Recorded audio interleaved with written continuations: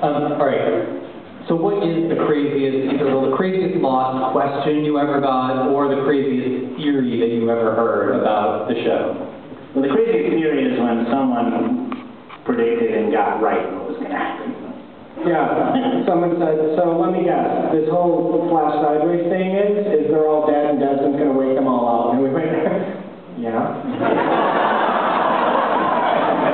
that is right. We didn't say that, of course, but we thought it, and then we went, Did people ever grill you and just ask you, like, really absurd, like, really reading into it a little bit? I don't know if there were ever absurd questions so much as it's like, it was really flattering to have people so interested and excited by the show that they would fixate on details that meant something to them. And that was always sort of our goal with this show, which was to get an audience to really kind of actively watch and kind of try to really become a part of the process of what the show was. And you even incorporated it, or you found out it was Lost got incorporated a little bit into Tron Legacy. Somewhere in the film are the lost numbers. Something to look forward to, I'm just saying. So bring your TiVo remote so you can pause during the film and find it. Can you talk a little bit about getting Jeff Bridges back involved with the movie? Well, our initial idea for the film involved, as you've now seen in the trailers, I'm sure, 2 versions of Jeff Bridges. So if he didn't want to do this movie, there was going to be a problem. And by the way, I mean, like, we're the biggest fans of Jeff Bridges, so we were like, what would be more awesome than 2 of them? No, so there really could be no movie without Jeff Bridges. You have to realize this is our first movie, and if there's even a shot at writing for Jeff Bridges, who knows if we'd ever get a shot again, so we had to put him in twice. But the way we got it was producer Sean Bailey and Joe Kaczynski and another producer, Justin Springer, and the 2 of us drove up to Jeff's house and had to pitch it to him and Steve Lisberg. He knew we were coming. Yeah, he did. There was some talk about sneaking in.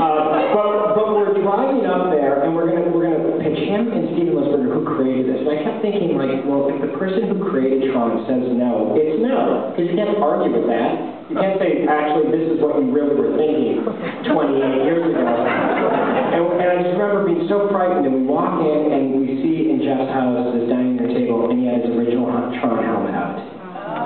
And I was like, okay, that's a good sign. He goes, oh, hey, you want to put it on? I'm like, can I? There's a picture of, then you know, Jeff likes to take pictures, and this pitch meeting, we pitched him for 20 minutes, turned into like this 6-hour story meeting with Jeff, and we all just started riffing, and at one point he goes, you guys want to go take a walk? And if you know Jeff Bridges, he takes pictures, and he turns to Adam and I, and he goes, hey guys, put the helmet on and do a prom picture. And we were like, what do you mean? And he goes, you know, put your arm around it. We've been partners for 15 years, we've never hugged. What do you think? Jeff Bridges wants us to? We'll do it. So there's a shot of both of us like this, with one of us wearing the helmet.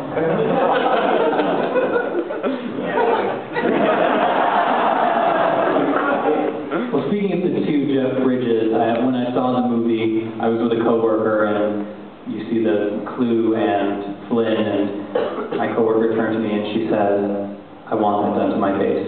Can you talk a little bit about that technology that went into rejuvenating? It was magic.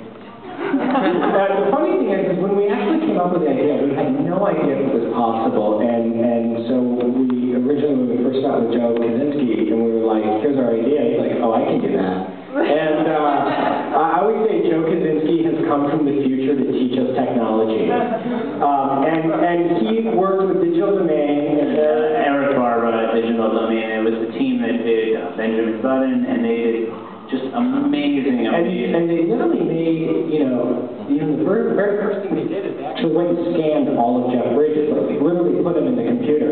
And then they made this model. And when you actually see the head, like full 3-dimensional. It's like really scary. It's so lifelike. And they worked on that technology for 3 years,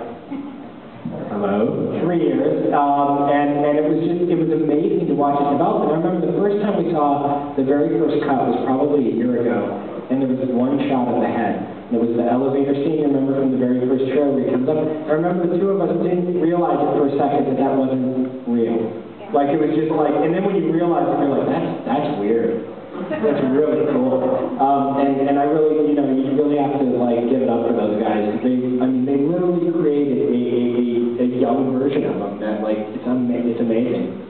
And I think one of the really impressive things about it, and anyone who's seen the trailer can probably agree, and it's consistent through the whole movie, is the fact that you cannot tell that that is not a real person. That the character plays against real people, and it's so eerie. And I mean, when you think about it, but it looks completely seamless, and you just completely forget that you're watching essentially a computer-generated Jeff Bridges. No, it's because I can't even begin to explain technically how it works, but Jeff does the performance.